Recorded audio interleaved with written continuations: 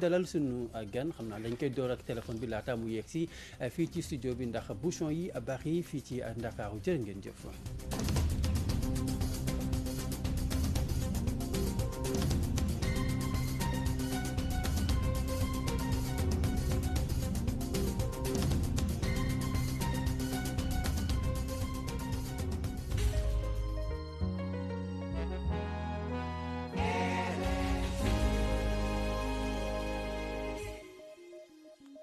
Salaamaaleykum Sénégal ngi maaleykum salaam Sénégal ngi nanga def sawa Sénégal ngi maa ngi fi c'est ça Sénégal ngi rajo Sénégal indi ay coppite ngir li gën waaye ngir li leen di bégal rajo Sénégal fii la jant bi di fenke bu juróom benni waxtu jotee ci suba gi salaam Sénégal ay xibaar yu wóor te bees ay archive ay chronique bu leen ko kenn nettali ñaari journaliste di seq journal bi bu juróom-ñaari waxtu jotee bu juróom-ñetti waxtu tegalee fanweeri minute allo 12:45 bi jox kàddu gi askan wi 9h-10h plus près de vous émission buy bég ci yéen te di leen di bégal bànneex xumbal ak xumbute ba mi di jot rajo Sénégal di leen jox xibaar yu wóor te di leen bégal saa su ne. nanga def sawa Sénégal ngi maa ngi fi c'est ça Sénégal salaamaaleykum Sénégal ngi maaleykum salaam Sénégal ngi rajo Sénégal 8h dem ba tegal benn minute waxtu woo xam te ne ci la ñu dalalee suñu gan ci biir le grand entretien. Soxna Ramatoulaye Sarr ma bàyyi la ak sunu gan gi tey. jërëjëf Arona ni nga ko waxee nag waxtu gi ñu jagleel ko gan gi dañ koy dalandi ci téléphone bi ndax li ñu ko waxee rek Arona Jalbeen xam nga Dakar ak bouchon yi ci nekk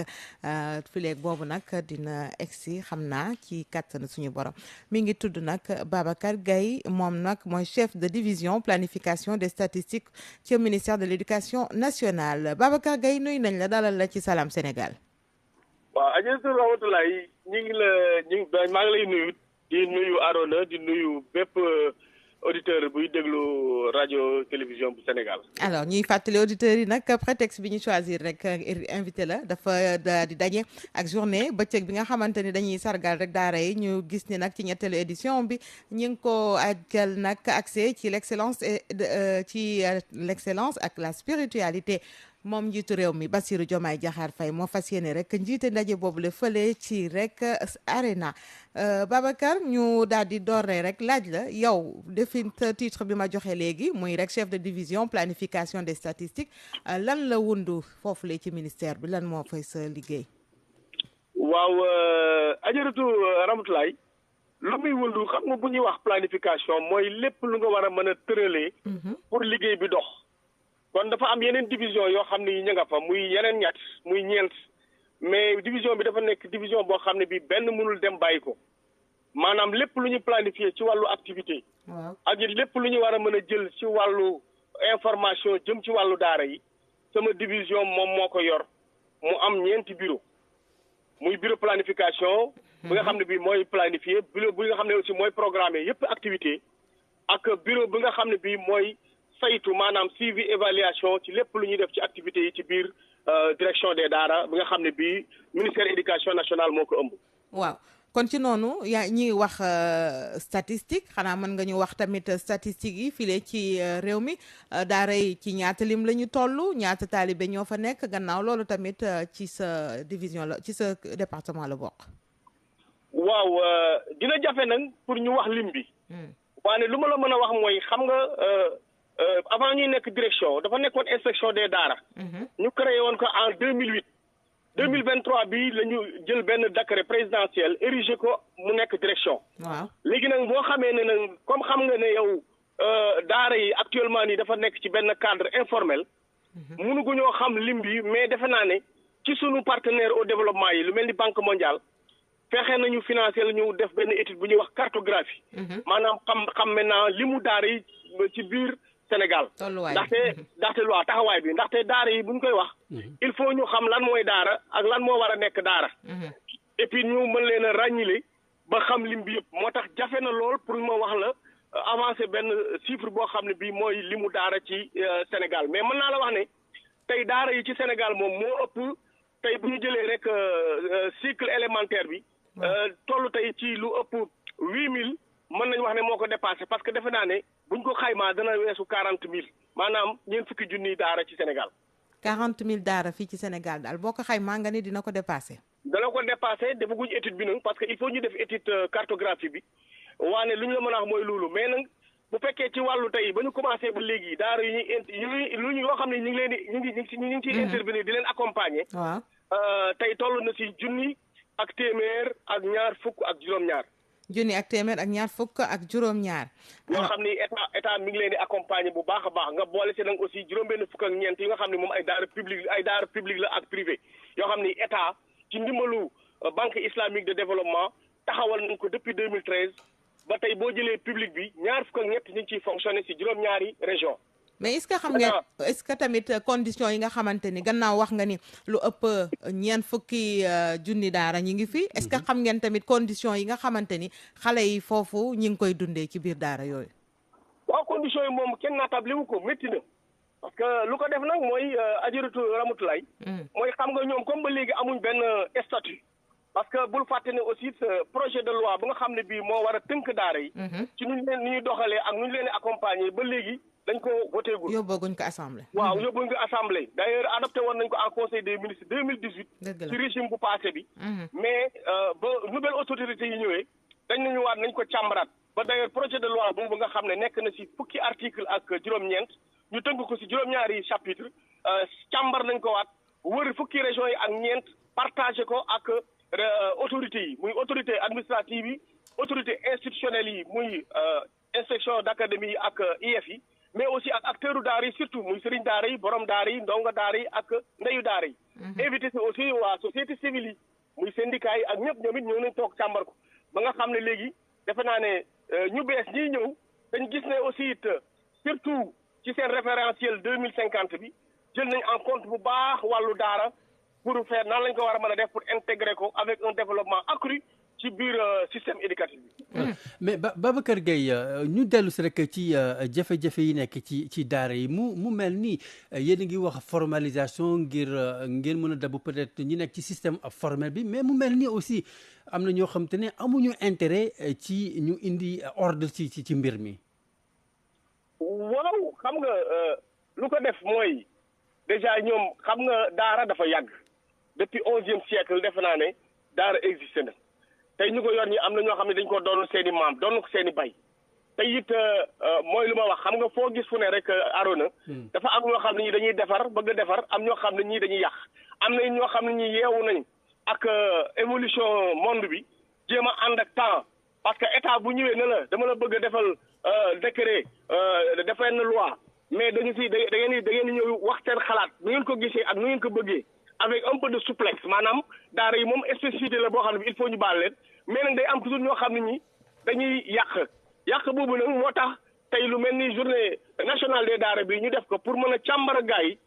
jaaree ko ci xalif généraux yi ak ulama islamique bi ba nga xam ne nit ñi dañu mën a comprendre maintenant lan mooy importance su daara ba tax ñu war koo mën a jox benn cadre formel pour mën ko jàppale muy am ndimbalu état comme ni ko école yi di amee. ñu gis ne ba tey Babacar tey jii bu fekkee yéen a ngi wax nag xam nga Arona la koy wax ci cadre informel bi mu nekk ñu fas yéene ko formaliser indi loo xamante ni modernisation la laaj ndax alxuraan kaka xam ni rek ci daara yu bëri système traditionnel bi rek la ñuy utiliser boobu ba tey ngir jàngal xale yi li nga xamante ni moo di alxuraan est-ce que lu ni mel également xalaat ngeen ko ci enseignement yi ñu nar a li ngeen nar a def foofu. Bien sûr. parce que xam nga ñun bañ ñëwee en tant que technicien taxawal nañ lu ñuy wax maanaam benn curriculum de base ñu tuddee curriculum des daara moderne boo xam ne bi si lañ tënk suñ programme mu nekk si cursusu juróom-ñetti at yoo xam ne xale bi ci la moom la war a def ci daara moderne bi parce que waxoon naa la léegi na expérience bi dañ ko tenté d'abord ci fanweeri daara ak ñaar ci Sénégal mais juróom-ñaari région rek la nekk d'ailleurs ñu ngi waxtaan sax ak sunu partenaire muy banque islamique de développement pour étendre ko au niveau national c'est-à-dire à l'échelle nationale ba nga xam ne dañ couvrir fukki régions yi ak ñeent ku nekk mën ko gis parce que offre la boo xam ne bi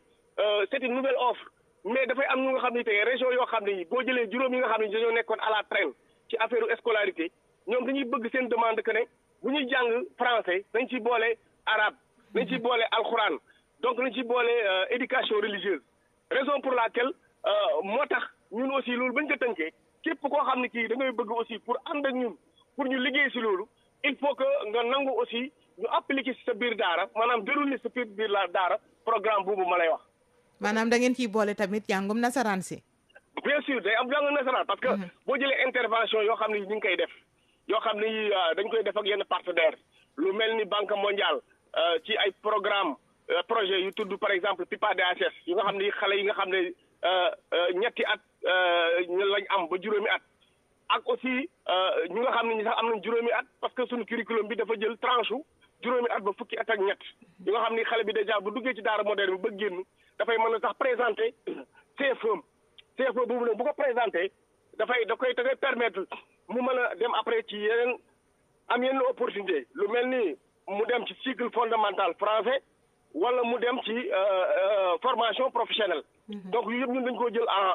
en compte raison pour laquelle buñ lay ñëw sax pour jàppale la pour accompagner la da ngay nangu aussi charte boobu. voilà kon Babacar beneen laaj bi mooy nii xam nga dañuy wax formalisation mais ci wet gi dafa am ñoo xam te dañoo gëm Ramatoulaye dañoo gëm ne en tout cas yelwaan bi dafa bokk ci njàngaleek alxuraan bi ak daara. waaw xam nga wax naa ko peut-être àgguma ci mais boo xoolee tey ci cursus curriculum daara moderne bi déjà dafa nekk si ñetti étape bu njëkk bi dafa nekk ñetti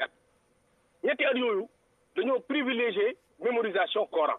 maanaam fanweeri isib yu njëkk ci alxuraan da nga koo war a jeexal mokkal ko ci ñetti at yi deuxième étape bi dafa jël ñaari at yoo xam ni boo da ngay mottali léegi yeneen fanweer yi pour mu nekk juróom-benn fukki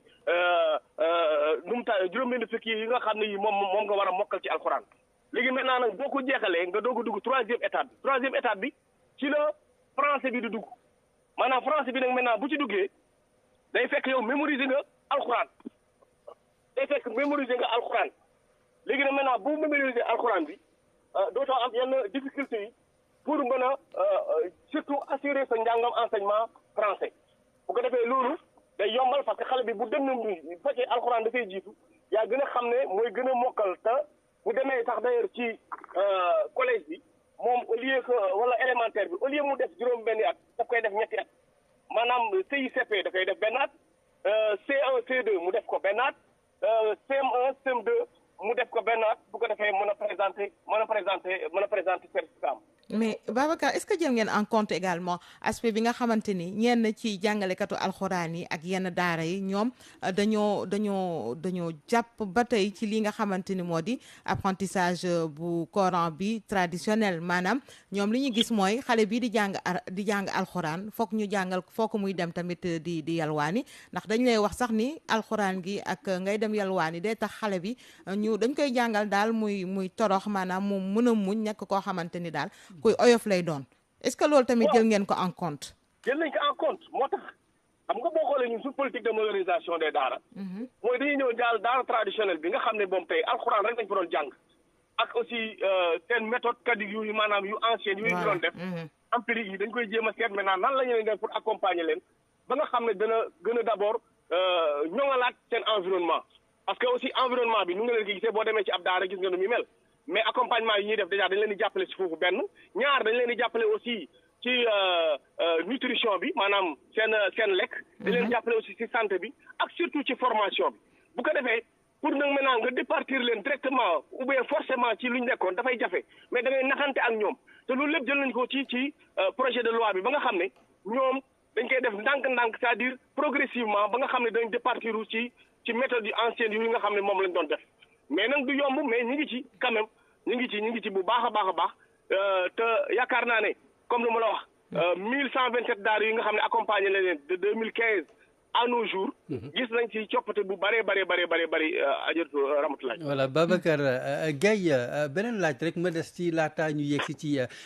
formalisation boobu état bi nga xam te ne yow fa nga fare naka ngeen nar a gérer yenn ci ay doxalin léeg-léeg nga dégg benn parent ne en tout cas say yaa xam laa la laaj wala sax leneen di ay ndong wala sax ay sëriñu daara wala ñi nga xam te ñoo fay jàngale léeg-léeg ñuy doxalee noo nga xam te ne di ay mettitir wala sax ay yeneen xeetu sàkku yoo nga xam te ne dañ koy gis ci daara yi également. waaw mais loolu moom xam nga loolu moom déjà am na lu ci état di jël parce que aussi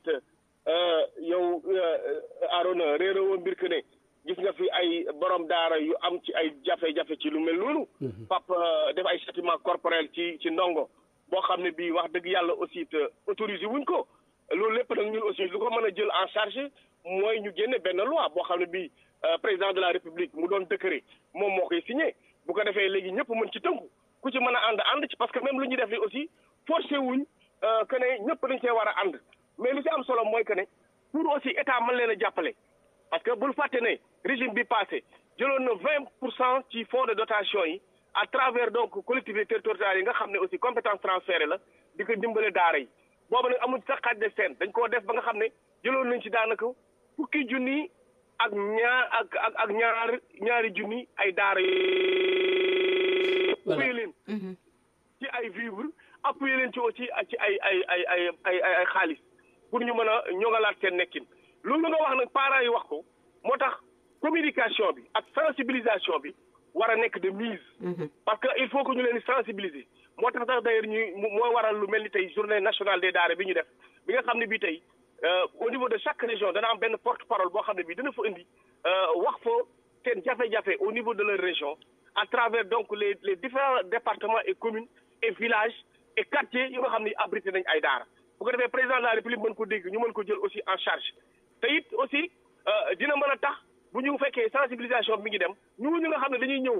am benn position bi comme quoi lii lañ wax lii lañ laaj borom daara bi danañ mën a xam ne ñii kat état kat dafa ñëw pour organiser ñu pour ñoŋalaat sunu nekkin pour wan ñu aussi na bokk nañ ci système bi parce que bul réeré mbir Arona yàgg Ramatulaay que ne xale buy nekk ci daara bi aussi waa juróom day fay impôt comme ku nekk ca français ba kon nag droit bu ñu waral kële dañ ko waral moom it nag devoiram mooy aussi bu ñëwee tegal ko loo xam ne lii joxe na ci ay xalaatam ba ànd ci dañoo war a nangu ñu wote projet de loi bu pour ñu mën a gën a ñoŋalaat seen loolu bu ko defee communication bi aussi mën a jàll parce que déjà doonaa la ko wax am na beneen division boo xam ne bi communication et partenariat la ci daara yi donc loolu aussi lu am solo la lépp communication ñu ngi koy def ànd ci surtout suñu cabinet bu nga xam ne bi moom la ministre bi teg en place ak képp ku mën a ñëw ànd ak ñun liggéey ci loolu. alors Babacar bu boobaa est-ce que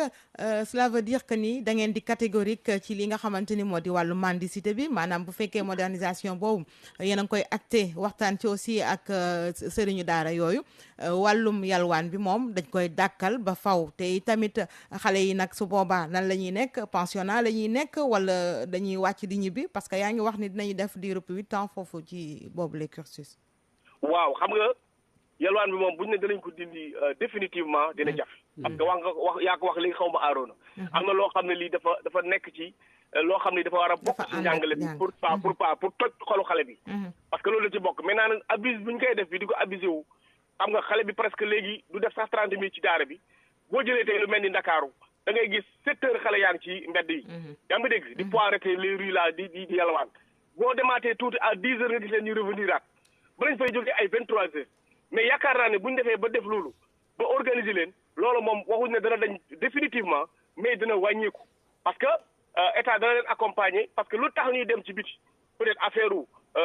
jafe-jafe la ci wàllu dund jafe-jafe la ci wàllu seen nekkin jafe-jafe la aussi ci wàllu par exemple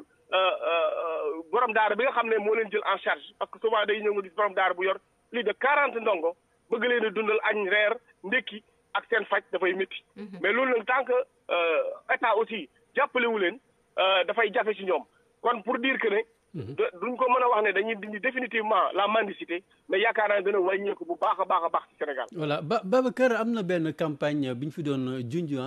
gone yi fu ñu dëkk ñu yóbbu leen fa campagne boobu fu ñu ci toll. mooy bu ñu doon ramassage. waaw boobu aussi xam nga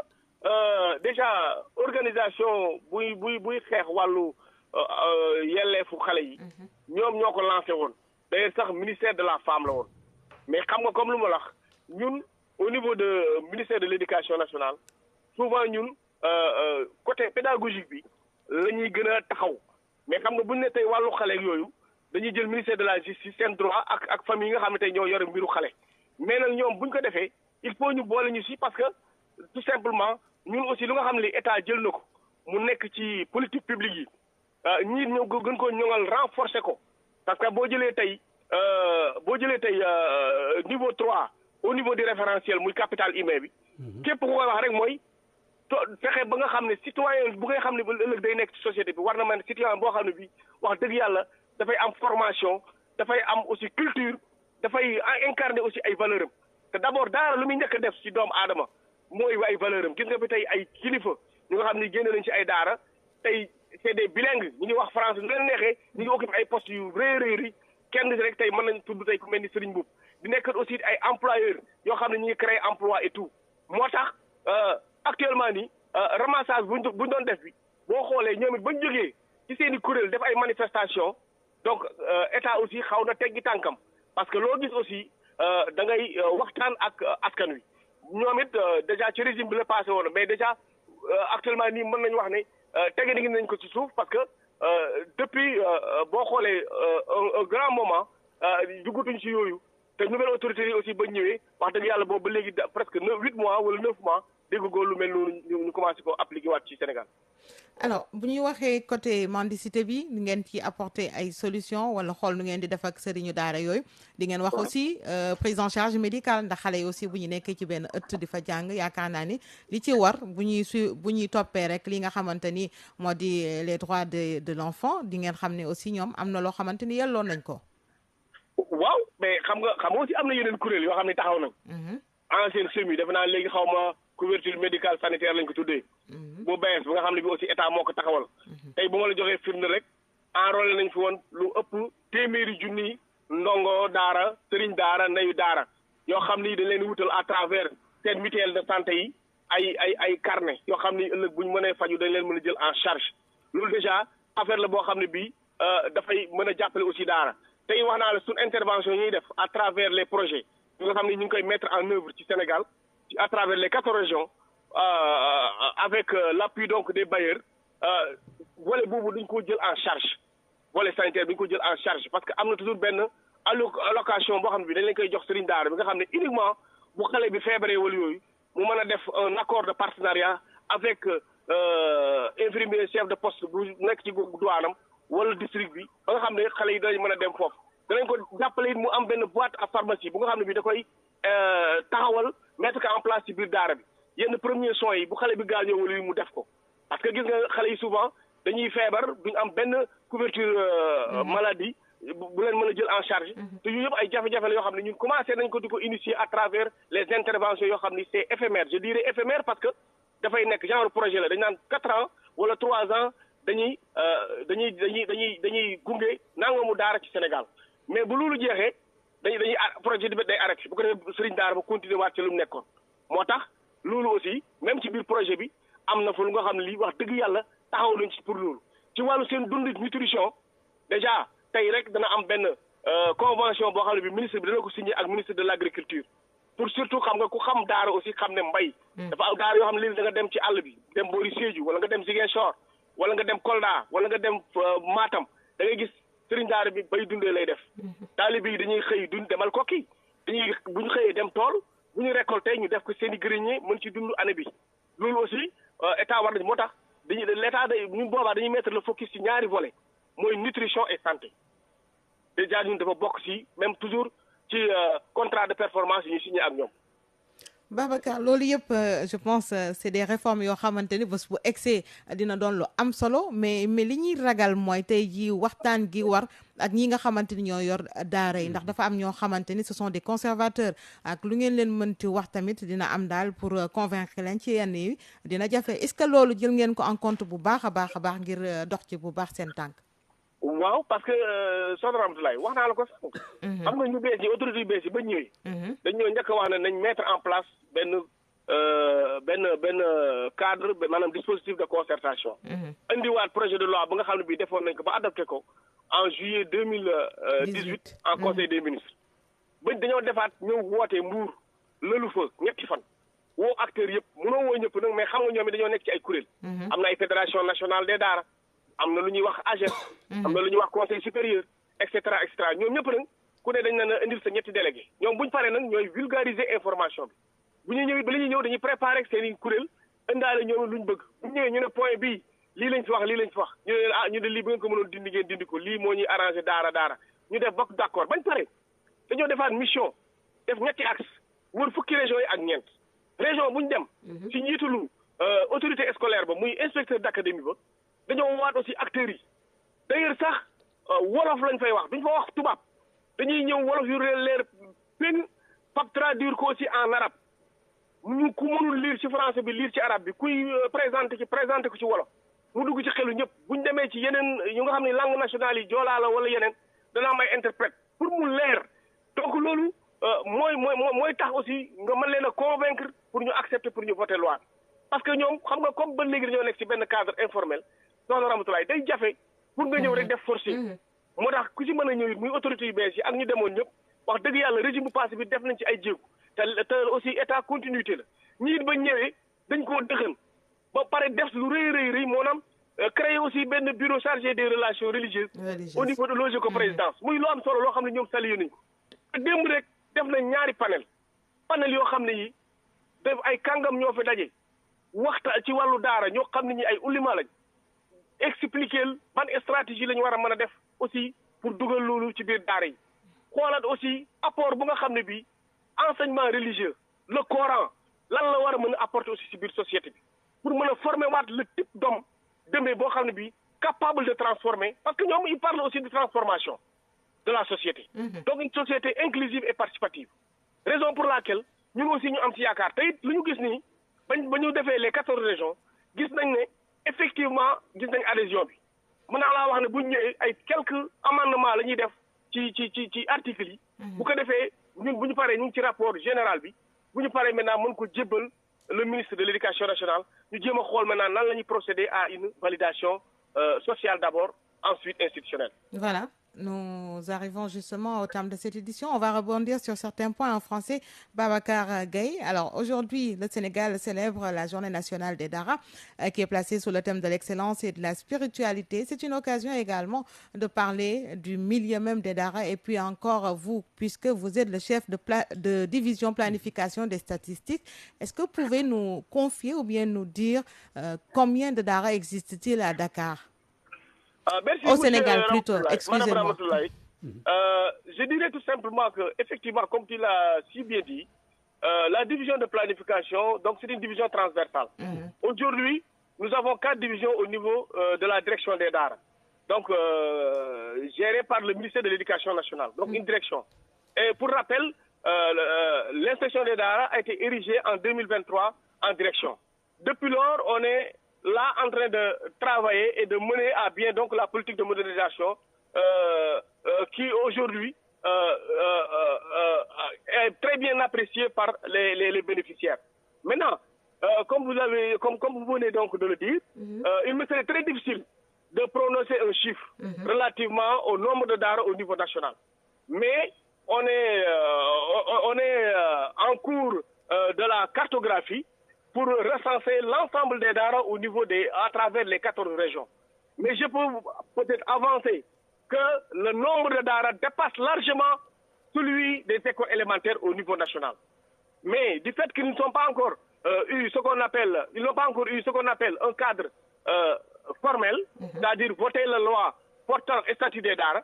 quand même, il nous serait toujours difficile quand même de pouvoir au moins dire que nous avons tant de DARA au niveau du pays. Et donc, dans ces réformes, vous l'avez dit, vous comptez moderniser les DARA. Aujourd'hui, est-ce que vous avez pensé d'abord à rencontrer ces personnes-là qui gèrent les DARA, je veux dire les Serigne DARA comme on les appelle? Est-ce que vous avez eu à prendre langue avec eux pour un peu les imprégner par rapport à cette modernisation? Oui, je l'ai dit à l'entente de propos en Wolof. Déjà, avec les nouvelles autorités, on a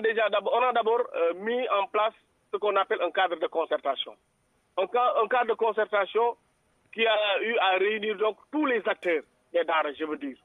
piloté au niveau de chaque région par les inspecteurs d'académie. On a d'abord organisé un atelier à Mbour pour revenir ensuite réviser le projet qui a été adopté en 2018 et qui n'a pas été voté. Ensuite, maintenant, faire les 14 régions pour partager avec eux les objectifs donc de ce projet. Ensuite, recueillir aussi leurs avis pour l'améliorer davantage, pour l'affiner davantage. Et je pense que à travers donc cette mission, on a eu quand même des retours très positifs. Parce que je peux dire qu'à 80%, les acteurs ont adhéré donc à ce projet de loi. Et comment comptez-vous faire avec la mendicité quand on sait que certains Serigne Dara sont des conservateurs? Apprendre l'apprentissage du Coran va avec la mendicité, comme on dit. Bon, vous savez, hein, comme je l'ai dit, il serait très difficile quand même d'éradiquer la mendicité totalement. Mais progressivement, avec surtout nos interventions à travers les Dara, et avec aussi le projet de loi que nous comptons peut-être voter sous peu de temps, ça leur permettra au moins de pouvoir bénéficier des avantages de l'État comme l'école française. Maintenant, ce qui est aujourd'hui primordial, c'est de communiquer avec ces bénéficiaires. Et vous avez souligné, excusez-moi, vous avez souligné un point important, c'est l'introduction de l'enseignement français, n'est-ce pas? Oui, ça fait partie de notre curriculum des Dara modernes. Parce que vous restez sans savoir que nous assurons le volet pédagogique. Alors donc, de ce fait, on a déjà élaboré ce qu'on appelle un curriculum des Dara modernes. Maintenant, avec le curriculum des Dara modernes, donc, nous avons un programme qui s'étale sur 8 ans, avec 3 étapes. La première étape, on aura 3 ans, normalement consacrés à la mémorisation du Coran. Il faut que le Ndongo Dara mémorise d'abord le Coran. Ensuite, la deuxième étape, pour la première étape, il va mémoriser les 30 premiers ici. Pour la deuxième étape, il va maintenant ajouter les 30, ça fait 60. S'il mémorise ça, à partir donc des 5 ans, c'est bon. Maintenant, la dernière étape, avec 3 années de scolarité, maintenant on va aussi introduire le français. On va aussi introduire les sciences, n'est-ce pas? Pour permettre aussi le Ndongo Dara, non seulement de se communiquer, mais avec ses pairs, mais aussi ça lui permettre aussi de maîtriser son environnement. Merci beaucoup. Et aussi avec des renforcements aussi de capacités. Merci beaucoup, Monsieur Babacar Gaye, qui, je rappelle, est le chef de division planification des statistiques au ministère de l'Éducation nationale. Salam Sénégal vous remercie, Babacar. C'est moi qui vous remercie, Ramatoulaye. Merci beaucoup. Merci beaucoup aussi à Arona. jërëjëf Et tous mes effectifs. Merci. jërëjëf Babacar Gaye Ndakaaru moo mel noonu voilà kon déglu ngeen suñu gan nag lu ñu waxtaan ak moom xam ngeen ne tey jii mooy bëccëg bi ñu jagleel daara yi fii ci Sénégal ca Diamniadio sax ci kanam tuuti njiitu réew mi Bassirou Diomaye Diakhar Faye mooy